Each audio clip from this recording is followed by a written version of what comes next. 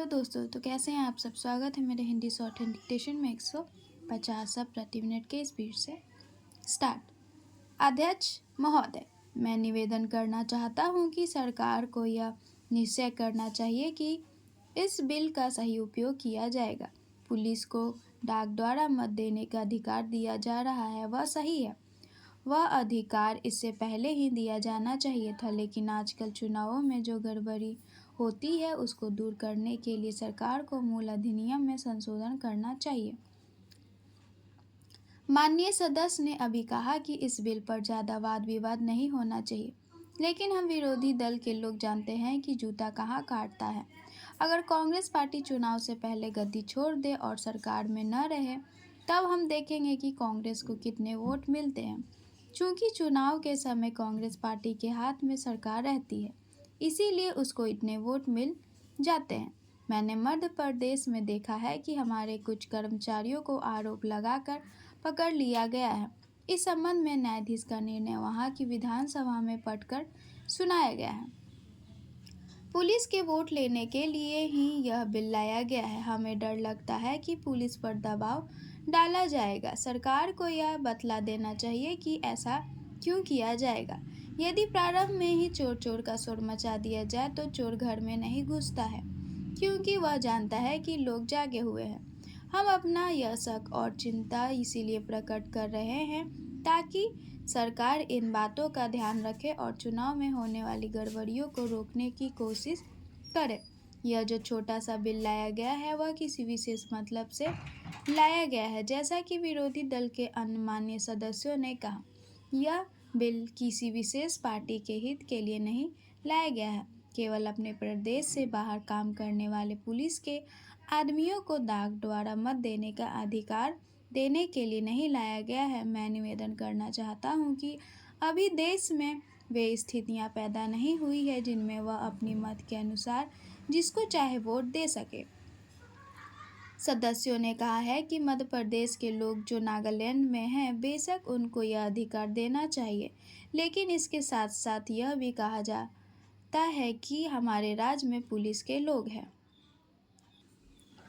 सभापति महोदय, सरकार इस स्थिति में नहीं आई है कि वह कह सके कि देश में काला धन नहीं है। काले धन को निकालने के और प्रयत्न होने चाहिए, लेकिन उसके साथ साथ इस दिशा में भी कदम उठाए जाए कि ऐसे कामों पर रोक लगाई जाए जिससे लोगों को काला धन कमाने का अवसर ही न मिले। आज हमारे देश के विभिन्न प्रदेशों और क्षेत्रों की स्थिति में बड़ा अंतर है। इस अंतर को समाप्त किया जाना चाहिए। मुझे आशा है कि वित्त मंत्री महोदय मेरे इन सुझावों पर अवश्य ध्यान देंगे। कल मैं वित्त मंत्री जी को बता रहा था कि आप एक तरफ से नए नए कर लगाकर खजाने को भरने की कोशिश कर रहे हैं और दूसरी तरफ आपके विभाग उस खजाने में छेद कर रुपया निकाल रहे हैं। इस तरफ उनका ध्यान जाना चाहिए। मैंने इस संबंध में एक उदाहरण दिया था कि एक लंबी चौड़ी सड़क पर एक ही तरह का काम होने वाला था। एक ठेकेदार ने 4 लाख रुपए प्रति मील और दूसरे ठेकेदार ने 10 लाख रुपए प्रति मील के हिसाब से रुपया मांगा। जब मंत्री महोदय के सामने यह चीज लाई गई तो इस बात की जांच हुई जिसमें कुछ करोड़ रुपयों की बचत हुई है। अगर सब मामलों की जांच हो जाती तो कई करोड़ रुपयों की बचत हो सकती थी। जैसा कल मैंने वित्त मंत्री जी से कहा, उन्होंने जो 2 करोड़ रुपए की छूट करों में देकर हम पर एहसान लाद दिया, लेकिन मैं तो आपका कई करोड़ रुपयों का लाभ करा रहा हूं। आप इसकी जांच कराइए और देखिए कि कैसी लूट हो रही है।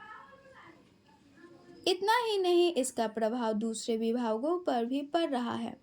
वहां पर जो दूसरे विभाग काम कर रहे हैं उनकी दरें भी बढ़ रही है या दरें बढ़ने के लिए उनकी मांग बढ़ रही है। जब वही काम एक जगह अधिक लागत में होगा तो दूसरी जगह वही काम कम लागत में नहीं हो सकता, कम नहीं हो सकता। इसीलिए या तो वह चोरी करेगा या दर बढ़ावेगा। अगर एक सड़क पर ऐसा होता है तो वहाँ जो दूसरे काम चलते हैं उनमें भी ऐसा ही होता है। ठेकेदार आपके विभागों के साथ मिलकर डर बढ़ाते हैं। मैं भ्रष्टाचार की बात नहीं करता हूँ, उसको ना आप बंद कर सकते हैं और ना मैं बंद कर सकता हूँ और ना लोग। स्टॉप। तो ये डिक्टेशन आप सबको कैसी लगी मुझे कमेंट में ज़रूर बताएं और लाइक सब्सक्राइब करना बिल्कुल भी ना भूलें। धन्यवाद।